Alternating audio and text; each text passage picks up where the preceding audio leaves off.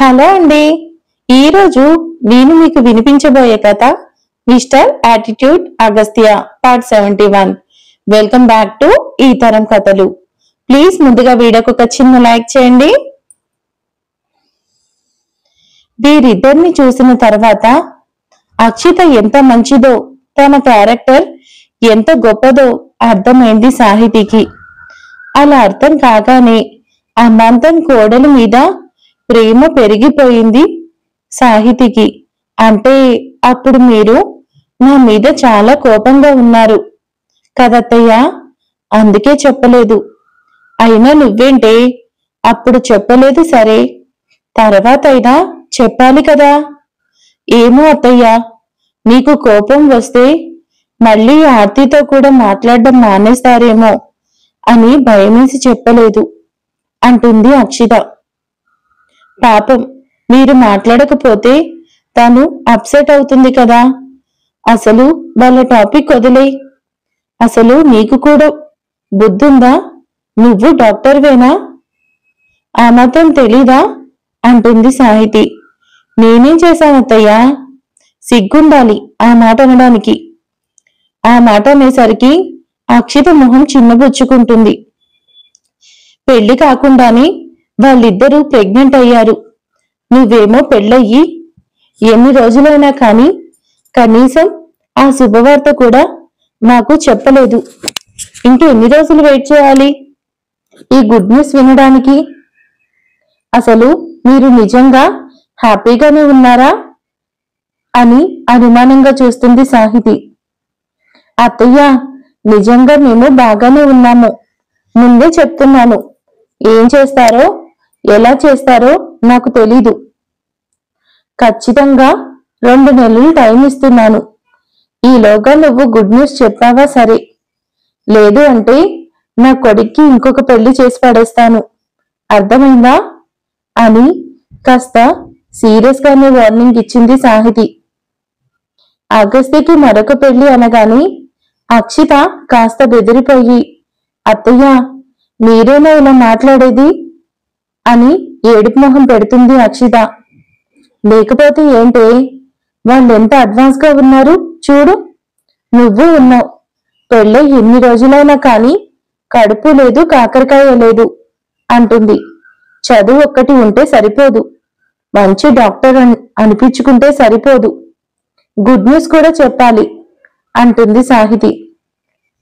అది కాదత్తయ్యా, నోరు మూసుకో. ఇంకొక మాట మాట్లాడావంటే మూతి మీద కొడతాను. తొందరలో గుడ్ న్యూస్ చెప్పు, లేదంటే వాడిని తీసుకొని పెళ్లి చూపులకు వెళ్తాను అంటూ చీర చెంగును దులుపుకుంటూ మరీ సీరియస్ గా వెళ్లిపోతుంది సాహితి. అటువైపు తిరిగి నవ్వుకుంటుంది కూడా.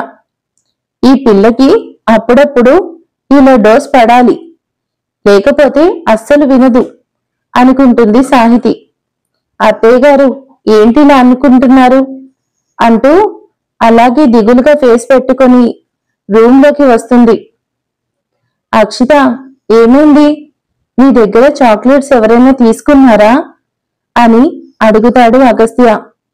చాక్లెట్ ఏంటి? లేకపోతే ఐస్ క్రీమ్ తీసుకున్నారా? ఏం మాట్లాడుతున్నావు అగస్త్య? నా దగ్గర ఐస్ క్రీమ్ చాక్లెట్లు ఎవరు తీసుకుంటారు? అయినా నేనేమైనా చిన్నపిల్లనా?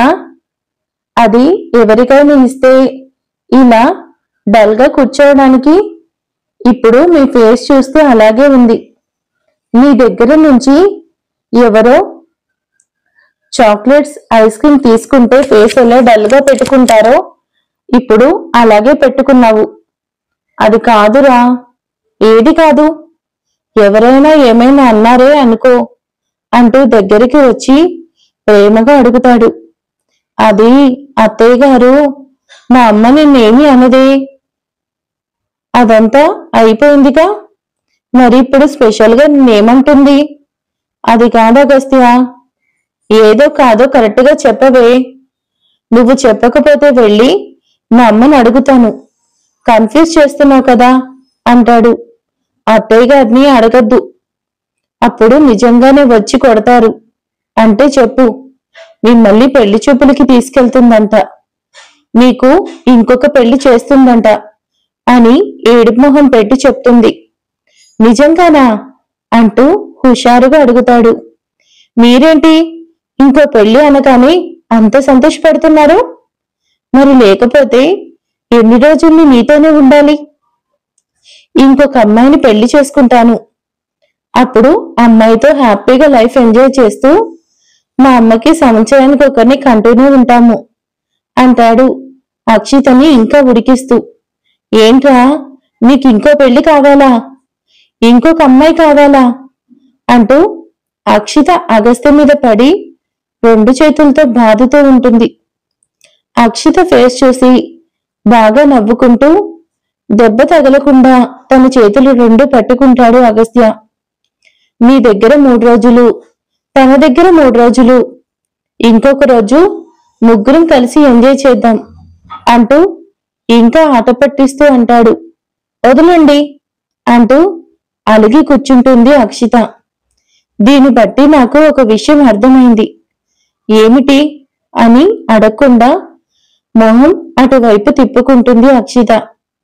ఆడవాళ్ళు వంటింట్లో ఉన్నా, ఆఫీస్లో ఉన్నా, అండమాన్లో ఉన్నా, అంతరిక్షానికి వెళ్ళినా, వాళ్ళు డాక్టర్ అయినా, లాయర్ అయినా, సీఎం అయినా, పిఎం అయినా, ఐఏఎస్ అయినా, ఐపీఎస్ అయినా, నార్మల్ లేడీ అయినా, హౌస్ వైఫ్ అయినా ఈ జలసీ మాత్రం తగ్గదు కదా అంటూ తన ముక్కు పట్టుకుని లాగుతూ అడుగుతాడు. మీ మగాళ్ళు మాత్రం ఇంకొక అమ్మాయి కనిపిస్తే సైట్ కొడతారు కదా, మీరేమో ఇంకొంచెం ముందుకు వెళ్ళి పెళ్లి చేసుకోవాలి అనుకుంటున్నారు. మేం మాత్రం దాని గురించి అడగకూడదా? అక్షిత ఫేస్ చూడగానే కన్నీళ్లు కళ్ళల్లో నుంచి కిందకి దూకడానికి సిద్ధంగా ఉన్నాయి. అక్షిత ఫేస్ ని తన దోసిలోకి తీసుకొని ఆ కన్నీళ్లు బయటకు రాకుండా కళ్ళల్లో నుంచి అలా వేడితో తీసేస్తాడు. ఏం అక్కర్లేదు, వదిలేస్తే ఎలా? ఇంకో పెళ్లి చేసుకుంటాను అన్నారు కదా, నేను ఎలా పోతే మీకెందుకు, వెళ్ళండి అంటుంది. ఆ మాటకి నవ్వుకుంటూ అక్షిత ముందు మోకాళ్ల మీద కూర్చుంటాడు. అంటే అక్షిత బెడ్ మీద కూర్చుంది, తను మాత్రం కింద మోకాళ్ల మీద కూర్చొని తన తలని అక్షిత ఒడిలో పెట్టుకొని అలాగే ఉంటాడు. అక్షిత ఇంకొక అమ్మాయిని పెళ్లి చేసుకోవడం కాదు కదా, కనీసం వాళ్ళ వైపు కూడా చూడను. ఈ జన్మకే కాదు, ఎన్ని జన్మలుంటే అన్ని జన్మల్లోనూ నువ్వే నాకు భార్యగా కావాలని కోరుకుంటున్నాను. అలాంటిది నిన్ను వదిలేసి ఎవరినో ఎలానో చేసుకుంటానో చెప్పు? ఏదో సరదాగా అంటే ఇలా ఏడుస్తున్నావా డాక్టర్ అక్షిత? సరదాగా అయినా సరే ఇంకెప్పుడు అలా అనకండి. నాకు ఏడుపు వచ్చేసింది తెలుసా? అలా కొలయి తిప్పకే, ఇంత చిన్నదానికి కూడా ఏడిస్తే ఎట్లాగా? నువ్విక్కడ ఉంటావురా అంటూ తన గుండె మీద చెయ్యి పెట్టి చూపిస్తాడు. నిజమేనా? ఏదో సరదాగా ఆట పట్టించాను, అంతేకాని ఇంకో పెళ్లి కాదు కదా, ఇంకొక అమ్మాయిని కూడా చూడను. అయినా ఇంకా నిన్నేమీ సరిగ్గా చేయలేదు, మళ్ళీ ఇంకొకళ్ళెందుకు చెప్పు అంటాడు. ఆ మాటకి అక్షిత నవ్వుతుంది. అమ్మయ్యా, మా మేడం గారికి కోపం అంతా పోయింది అంటూ తనని దగ్గరికి తీసుకుని అంటాడు. ఇక అక్షిత కూడా చాలా హ్యాపీగా అగస్త్యను హత్తుకుపోయింది. పిచ్చిదానా, నేను చాలా హ్యాపీగా ఉన్నాను. నీతో అనవసరంగా ఏదేదో ఊహించుకొని ఫీల్ అవ్వకు. ఫస్ట్ లో నన్ను బానే ఏడిపించావు కానీ ఇప్పుడు బానే చూసుకుంటున్నావులే అంటుంది. ఉపయోగం ఏముంది, నేను బానే చూసుకుంటున్నాను, కానీ నువ్వే నన్ను పట్టించుకోవట్లేదు అని చాలా ఫీల్ అవుతూ చెప్పాడు అగస్త్య. అదేంటి అంత మాట అనేశారు? నేను మిమ్మల్ని బానే చూసుకుంటున్నాను కదా, మీకు కావలసినవన్నీ చేసి పెడుతున్నాను, మీ పనులన్నీ చేస్తున్నాను, ఇంకేం చేయాలి? ఏం చెయ్యాలంటే అంటూ తన పెదవిని వేడితో రాస్తూ ఇంకా అర్థం కాలేదా అంటాడు. చీ పోండి, నీకెప్పుడు ఇదే దాసనా? సరే వెళ్తాను. నువ్వు ఇలాగే నన్ను దూరం పెడితే మా అమ్మ నిజంగానే తీసుకెళ్లి రెండో పెళ్లి చేస్తుంది. అప్పుడు నీకు తిక్క కుదురుతుంది అని అంటాడు అగస్త్య. బామ్మో, అలా చెయ్యొద్దు అంటూ వచ్చి గట్టిగా వాటేసుకుంటుంది అక్షిత. ఇది నీకు వీక్ పాయింట్ అన్నమాట.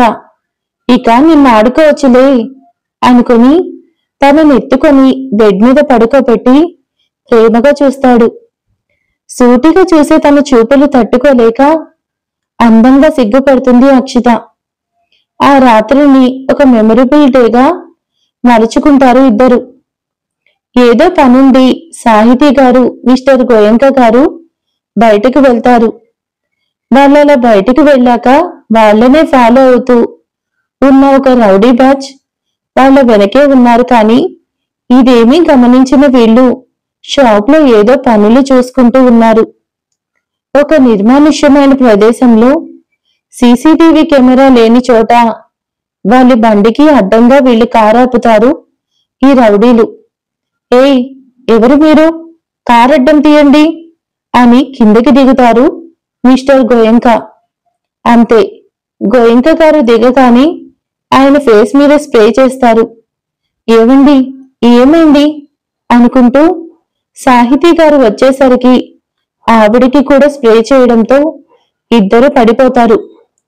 వాళ్ళిద్దరిని వాళ్ళ కారులోనే ఆశ్రిత చెప్పిన చోటికి తీసుకెళ్తారు. అలాగే గోయంక తమ్ముణ్ణి మరదల్ని కూడా చేసి తీసుకొచ్చేశారు. ఇక పెద్దవాళ్ళైన కరుణాకర్ గారు, రేణుకాదేవిని కూడా తీసుకొచ్చారు. ప్రస్తుతానికి ఇలా 6గురిని చేసి ఒక చోట బంధించి ఉంచారు. కాని ఎవరు స్పృహలో లేరు. పాపం ఈ రౌడీలు ఇంటికి వెళ్ళినప్పుడు ఎవరూ లేకపోవడంతో ఎక్స్ట్రాగా ఉన్న శాంతి గారిని కూడా తీసుకొచ్చి అక్కడ పడేశారు. అందరూ స్పృహ కోల్పోయి ఉన్నారు. వాళ్ళందర్నీ చేసి తీసుకొచ్చాము అని చెప్పగానే ఆశ్రిత ఎంతో సంతోషంగా అక్కడికి వచ్చి, వెరీ గుడ్, చెప్పిన పని చెప్పినట్టు చక్కగా చేశారు, మీకు డబుల్ అమౌంట్ ఇస్తానులే అంటుంది. వీళ్ళకి ఇప్పట్లో స్పృహ రాదు కాబట్టి మేము లైట్గా ఏదైనా తినేసి వస్తాం అంటారు. వెళ్ళండి అని పంపిస్తుంది ఆశ్రిత. వాళ్ళందరినీ అలా చూడగానే అగస్త్యకి ఫోన్ చేస్తుంది. హలో మిస్టర్ అగస్త్య, ఏంటి నీ గొడవ? నీకు పని పాట ఏం లేదా? ఎప్పుడు పడితే అప్పుడు ఫోన్ చేసి విసిగిస్తూనే ఉంటావా అని ఫోన్ పెట్టేస్తాడు. నువ్వు ఇలాగే ఫోన్ పెట్టేస్తావని నాకు తెలుసు కదా అంటూ వాళ్ళ ఫోటో తీసి వాళ్ళక్కడ ఉన్న వాళ్ళందరినీ వీడియో తీసి మరీ అగస్త్యకి పంపించింది. ఈ పిచ్చిదేదో ఫోటోలు పంపించింది, అవసరం లేదులే అనుకుంటాడు. ఏమో, దీన్ని నమ్మడానికి వీల్లేదు అనుకుని ఓపెన్ చేయగానే అందరూ కుర్చీలో కూర్చొని ఉన్నారు. కానీ కళ్ళు మూసుకొని ఉండడంతో అర్థమయ్యింది అగస్త్యకి. ఇక నాతో తలపడడం, ఢీకొట్టడం నీ వల్ల కాదు అనుకొని మా వాళ్ళనే చేశావా అని షాక్ అవుతాడు అగస్త్య. అగస్త్యకి కాస్త భయం కూడా వేసింది. ఎందుకంటే అసలే తింగరిది, ఏం చేస్తుందోనని భయం. ఈసారి ఆశ్రిత ఫోన్ చేయలేదు. అగస్త్యని తనకి ఫోన్ చేశాడు. అగస్త్య ఫోన్ చూడగానే వెంటనే లిఫ్ట్ చేసి హాయ్ అని నవ్వుతూ అంటుంది. నీకు కొంచెమైనా బుద్ధుందా? ప్రతిసారి నువ్వే గెలుస్తున్నావు కదా, ఒక్కసారి నాకు కూడా గెలవాలి అనిపించింది, అందుకే మీ వాళ్ళందర్నీ ఎత్తుకొచ్చేశాను. ఎలా ఉంది అని అడుగుతుంది ఆశ్రిత. ప్లాన్ బానే గొప్పగా ఉంది, నీ మొహంలాగే ఉంది. నేను బానే ఉంటాను కాబట్టి నా ప్లాన్ కూడా బానే ఉంది అన్నమాట. అయినా ఏదైనా ఉంటే నాతోనే ఫైట్ చేయాలి, మధ్యలో మా ఫ్యామిలీ మెంబర్స్ ని ఇరికించడం కరెక్ట్ కాదు ఆశ్రిత. మర్యాదగా వాళ్ళని వదిలేయ్ అంటాడు అగస్త్య. మరి నువ్వు కూడా నాతోనే గేమ్ ఆడకుండా మా పేరెంట్స్ ని కూడా అడ్డం పెట్టుకున్నావు కదా, నేను కూడా అంతే చేశాను, ఇందులో తప్పేముంది? మరి నీకొక న్యాయం, నాకొక న్యాయమా? నిజమే, నేను గేమ్ ఆడాను. నువ్వు చేసిన తప్పుల్లో మీ అమ్మ మీ నాన్నకి కూడా వాటా ఉంది కాబట్టి వాళ్ళని అలా సరదాగా ఆడించాను తప్ప ఏ రోజు నా వల్ల ఇబ్బంది జరగలేదు. నిజంగా మిమ్మల్ని స్మాష్ చేయాలనుకుంటే నా దగ్గర ఉన్న సాక్ష్యాలు చాలు. అదంతా నాకు తెలీదు. నేను వీళ్ళందరినీ చేసుంచాను. వీళ్ళందరి సమక్షంలో మనం పెళ్లి చేసుకుందాం అంటుంది. మర్చిపోయాను, ఆర్య, ప్రియ, బాబు వాళ్ళు కూడా దగ్గరకొచ్చేశారు. వాళ్ళని కూడా చేసి తీసుకొచ్చేశాను. ఇకపోతే నువ్వు మీ ఆవిడ, మీ ఇద్దరిని కూడా ఎత్తుకొచ్చేస్తాంలే అంటుంది. ఆర్య ఎలక్ట్ గానే ఉంటాడు కదా, వాడేలా దొరికిపోయాడు అనుకుంటాడు అగస్త్య. బాబుతో ఆడుకుంటూ ఉండగా ఈ పని చేసుంటారు అని అర్థం చేసుకున్నాడు అగస్త్య. అయినా నిన్ను మీ ఆవిడ్ని మేము చెయ్యము, మీ ఇద్దరూ వచ్చేయండి అంటుంది. ఎందుకంటే మీ భార్య నన్ను పెళ్లి కూతురుగా రెడీ చెయ్యాలి. అప్పుడు నేనే నా ప్లేస్లో తనని కూర్చోబెట్టి మీ పెళ్లి చేశాను కదా. ఇప్పుడు తన చేతులతో తన ప్లేస్లో నన్ను కూర్చోబెట్టి మనిద్దరికి పెళ్లి చేయాలి. ప్లాన్ బాగుందా అని పెద్దగా నవ్వుతుంది ఆశ్రిత. కరెక్ట్గా అరగంటలో నువ్వు నీ వైఫ్ ఇద్దరూ ఇక్కడికి రావాలి. ఈలోగా మా అమ్మా నాన్న కూడా పిలుస్తాను. అందరి సమక్షంలో మన పెళ్లి జరగాలి అని చెప్పింది. ఇప్పుడు తనని పెళ్లి చేసుకోమని వీళ్ళందరినీ అడ్డం పెట్టుకొని చేస్తుంది అని అర్థం చేసుకొని కోపంతో రగిలిపోతున్నాడు అగస్త్య. ఆశ్రిత, నీకు పిచ్చి పట్టింది. ఆల్రెడీ నాకు పెళ్ళయింది. ఆ మాత్రం తెలీదా నీకు? హలో, నీకు పెళ్ళైందని తెలుసు, నీకు పెళ్ళం ఉందని తెలుసు. అదంతా నాకు తెలీదు.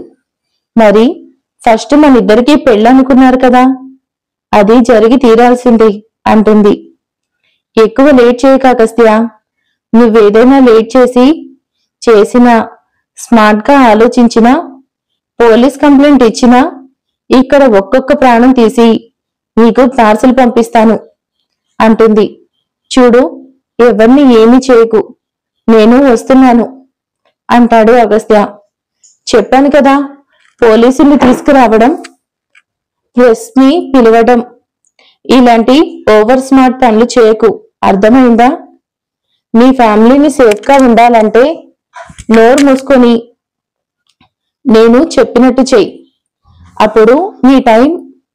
అగస్త్య, ఇప్పుడు నా టైం స్టార్ట్ అయింది అని గొప్పగా చెప్తుంది ఆశ్రిత. ఓకే ఓకే, నేను ఎలాంటి పనులు చేయను. ఎందుకంటే నాకు అందరికన్నా నా ఫ్యామిలీ ముఖ్యం. నేను బయలుదేరి వస్తున్నాను. నువ్వు ఎలాంటి పిచ్చి పనులు చేయొద్దు అంటాడు. నిన్ను పెళ్లి చేసుకుంటే వీళ్ళంతా నా ఫ్యామిలీ కదా, నేనెందుకు చంపుకుంటాను చెప్పు? నువ్వు మాత్రం అతి తెలివి చూపిస్తే అప్పుడు అందరికన్నా ముందు ఇంటి పెద్ద మిస్టర్ కరుణాకర్ గోయంక ఇంకా ఎన్నాళ్ళు బ్రతుకుతాడు చెప్పు? ఫస్ట్ వాణ్ణి, లేదు అంటే నిన్నగాక మొన్న పుట్టిన ఆర్య కొడుకుని. అర్థమైందా? పిచ్చి వేషాలు వేయకుండా మొగుడు పిల్లలిద్దరూ వచ్చేయండి అని లొకేషన్ షేర్ చేసి మరీ వార్నింగ్ ఇచ్చింది ఆశ్రిత. ఇప్పుడు ఏం చేయాలి అనుకుంటూ టెన్షన్ పడుతున్నాడు. వెంటనే అక్షితకి ఫోన్ చేసి, నువ్వు రెడీగా ఉండు, మనం బయటకు వెళ్ళాలి, వెంటనే వస్తున్నాను అని చెప్పి పెట్టేస్తాడు. విషయం ఏంటో అర్థం కాదు కానీ అక్షిత రెడీగానే ఉంది. హాస్పిటల్లో అగస్త్య కోసం వెయిట్ చేస్తూ ఇక అగస్త్య కాస్త టెన్షన్ తగ్గించుకొని ఇక వాటర్ తాగి 2 నిమిషాలు చైర్లో కళ్ళు మూసుకొని కూర్చొని అలా ఊగుతూ ఉంటాడు. ఇక తర్వాత లేచి కార్ తీసుకొని హాస్పిటల్ దగ్గరికి వస్తాడు. అగస్త్య కోసం ఎదురు చూస్తున్న అక్షిత ఫాస్ట్ గా వచ్చి కార్లో కూర్చొని ఏమైంది అని కంగారుగా అడిగింది. కారు చాలా ఫాస్ట్ గా డ్రైవ్ చేస్తున్నాడు అగస్త్య. ప్లీజ్ చెప్పు, నాకు భయమేస్తుంది అంటూ తను చేయి పట్టుకొని భయపడుతూ అడిగింది. అగస్త్య జరిగింది మొత్తం చెప్పేశాడు. అందరినీ చేశారు అనేసరికి భయమేసింది. ఇప్పుడు వీళ్ళిద్దరికీ పెళ్లి అనేసరికి బాధపడింది. ఏం మాట్లాడాలో, ఎలా రియాక్ట్ అవ్వాలో అర్థం కాక సైలెంట్ గా కూర్చుంది అక్షిత. టెన్షన్ పడక అక్షిత, నేను చూసుకుంటాను అని అంటున్నాడు. కానీ ఆ మాట చెప్తున్నప్పుడు అగస్త్య గొంతు వనకడం గమనించిన అక్షిత ఒక్కసారిగా వచ్చి అగస్త్యని కౌగిలించుకుంటుంది. మళ్ళీ ఇలాంటి అవకాశం వస్తుందో రాదో అని ఏడుస్తుంది. ఏ పిచ్చిదానా, ఏడవకు, ఏదో ఒకటి చేస్తాను అని తనకు ధైర్యం చెప్తున్నాడు. ఆర్య, ప్రియ, బాబు కూడా తన దగ్గరికి చేరినట్టుగా ఆ ఫొటోస్ కూడా అగస్త్యకి పంపించింది ఆశ్రిత. ఆ ఫొటోస్, వీడియోస్ అన్ని చూడగానే అక్షితకు చాలా బాధగా అనిపించింది. ఇక మరొక 10 నిమిషాల్లో వాళ్ళిద్దరూ అక్కడికి చేరుకుంటారు. ఒక రౌడీని పిలిచి అగస్త్య బాడీ మొత్తం వెతకమని చెప్పింది. ఎందుకంటే లాంటిదేమైనా తెచ్చాడేమో అని వెతికి ఏమీ లేదు అంటాడు ఆ వ్యక్తి. అక్షితని మాత్రం ఆశ్రితని చెక్ చేస్తుంది. వెరీ గుడ్, నేనంటే అంటుంది. ఫోన్లు ఇవ్వండి అనగానే ఇద్దరు వాళ్ళ ఫోన్లు తీసి ఇచ్చేస్తారు. అవి ఒక పక్కన పెట్టేసింది ఆశ్రిత. వాళ్ళందరినీ లేపండి అని రౌడీలకి ఆర్డర్ వేసింది. ఇది కరెక్ట్ కాదు ఆశ్రిత. ఎందుకు కరెక్ట్ కాదు? నువ్వు మమ్మల్ని ఎంతగా ఏడిపించావో తెలీదా? మాకు గుర్తు లేదా అంటూ వస్తారు మినిస్టర్ గారు మీరా. ఎలాగో ఈ అక్షితని చంపేస్తాను, నువ్వు ఖాళీగా ఉండడం దేనికి? నా కూతురు పెళ్లి చేసుకుంటావు, లెక్క సరిపోయిద్ది అంటారు మినిస్టర్. అగస్త్య ఏం మాట్లాడట్లేదు. కనీసం ఒక రియాక్షన్ కూడా లేదు. చాలా సైలెంట్ గా ఉన్నాడు. అతను ఎంత సైలెంట్ గా ఎందుకున్నాడు అర్థం కావట్లేదు అక్షితకి. అందరి మొహం మీద నీళ్లు చల్లి మరీ స్పృహ తెప్పించాడు ఈ రౌడీలో. అందరికీ మెలకువ వస్తుంది. కళ్ళు తెరుస్తారు. వాళ్ళని కట్టేసున్నారు అని అర్థం చేసుకొని, ఎవరు మీరిక్కడ, ఏం జరుగుతుంది? ఏంటి బావగారు, అసలు నన్ను కూడా గుర్తుపట్టలేకపోయారా అని అడుగుతారు మినిస్టర్ గారు. మా ఫ్యామిలీ మొత్తాన్ని చేసి ఏం చేయాలనుకుంటున్నావు అసలు? ఏంటి నీ ప్రాబ్లం అని అడుగుతారు మిస్టర్ గోయంకా. సాహితీ మాత్రం ఆశ్రిత వైపు కోపంగా చూస్తుంది. ఇంకా అర్థం కాలేదు అత్తయ్య, మీ అందరినీ అడ్డం పెట్టుకొని మీ అబ్బాయిని పెళ్లి చేసుకోబోతున్నాను. ఎలా చేసుకుంటారు? మా అబ్బాయికి ఆల్రెడీ పెళ్ళయింది అంటుంది సాహితి. తన భార్యని పక్కనే ఉంచుకొని రెండో పెళ్లి ఎలా చేసుకుంటారు? అయినా మీ పర్మిషన్ నాకు అనవసరం, అవసరం లేదు అంటూ శాంతి గారి దగ్గరికి వచ్చి, అనవసరంగా నాతో పెట్టుకున్నారు మీ అందరూ. ఇప్పుడు మీ అబ్బాయిని, మీ అమ్మాయిని పక్కకు పెట్టి నేను మీ అల్లుడిని రెండో పెళ్లి చేసుకోబోతున్నాను అని చెప్పడంతో శాంతి గారికి చాలా బాధేసి కూతురు వైపు అల్లుడి వైపు చూస్తుంది. అగస్త్య ఏం మాట్లాడట్లేదు. అక్షిత మాత్రం కళ్ళ నిండా నీళ్లు నింపుకొని ఉంది. ఇప్పుడు మీ పెళ్లి ఆపే ధైర్యం ఎవరికీ లేదు. ఇప్పుడు ఉన్న పరిస్థితుల్లో చివరికి ఆ దేవుడు కూడా మీ పెళ్లి ఆపలేడు. హ్యాపీగా మీ ఇద్దరు పెళ్లి చేసుకోండి అంటూ దండలు, మంగళసూత్రాలు బ్యాగ్లో నుంచి తీసి బయటకు తీస్తుంది మీరా. అది చూడగానే అక్షిత అగస్త్య చేయి పట్టుకుని భయంగా చూస్తుంది. చివరిసారిగా నీ భర్తతో మాట్లాడు, ఆ తర్వాత నీకు చూడ్డానికి, మాట్లాడడానికి నేను నీకు ఛాన్స్ ఇవ్వను అంటుంది ఆశ్రిత. చివరిసారిగా మాట్లాడు అనే మాట వినగానే తన గుండెల్లో గుణపం గుచ్చుకున్నట్టు ఫీల్ అయిపోయింది. ఇక తన ప్రాణం పోయినంతగా విలువెలులాడిపోతుంది అక్షిత. ఇక తనకి మాటలు రావట్లేదు.